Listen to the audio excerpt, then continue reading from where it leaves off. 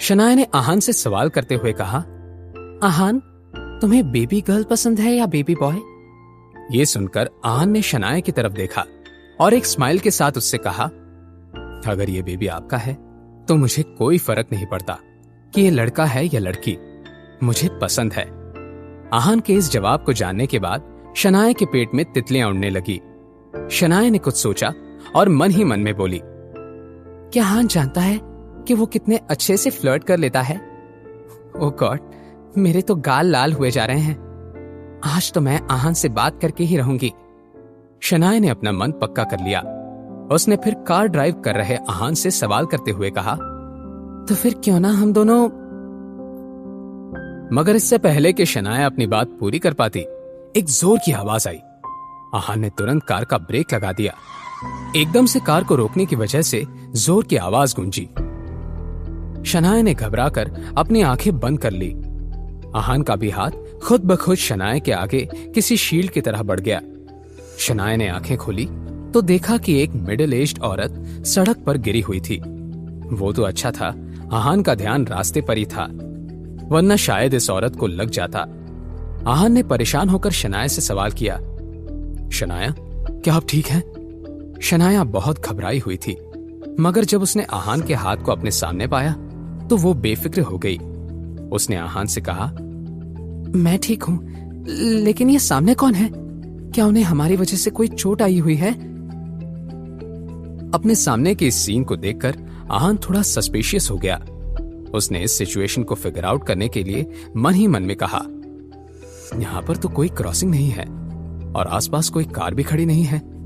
ये औरत कहीं बीच में से रास्ते में आई है और कार के रुकने के बाद भी वहां हटने का नाम ही नहीं ले रही। इस सब का मतलब ये हमें फंसाकर हम पर झूठा इल्जाम लगाना चाहती है। Nice try. ये सोचते हुए आहान के चेहरे पर एक स्माइल आ गई।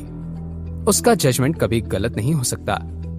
आहान ने अपनी कार का इग्निशन शुरू किया और कार को पूरी तरह से एक्सेलरेट करने लगा। आहान ने कार को तेजी से आगे बढ़ा दिया। अगले ही पल शनाया घबरा गई। शनाया ने घबराकर आहान का हाथ पकड़ लिया और एक बार फिर से अपनी आंखें बंद कर ली।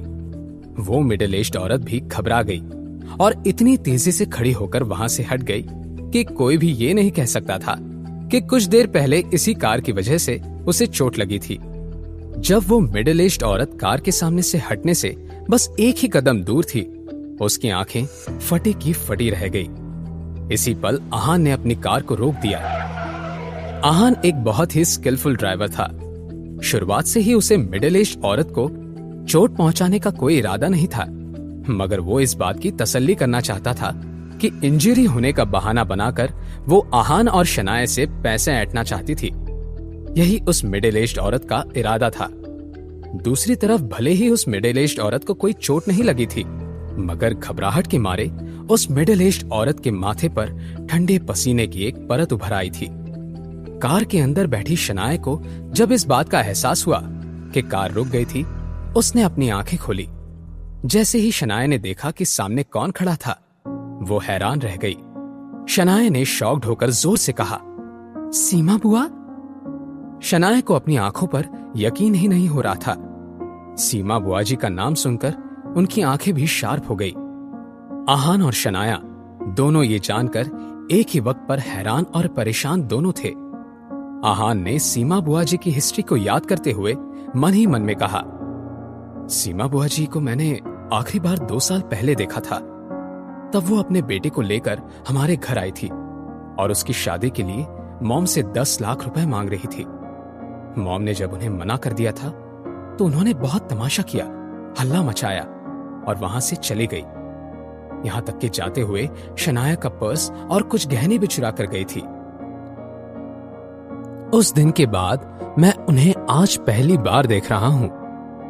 आहान को सीमा बुआ जी खास पसंद नहीं थी, क्योंकि उनकी उसी हरकत की वजह से शनाया बहुत परेशान हो गई थी।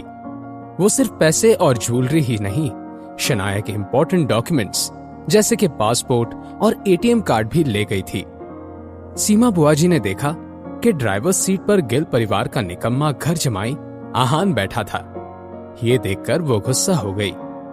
एक ही पल के अंदर अंदर सीमा बुआ जी के चेहरे पर छाया हुआ डर नफरत में बदल गया। वो गुस्से से चलते हुए आहान की साइड की विंडो की तरफ आई और उन्होंने आहान की खिड़की पर जोर जोर से हाथ मारना शुरू किया। जानने के लिए सुनते रहिए पॉकेट FM।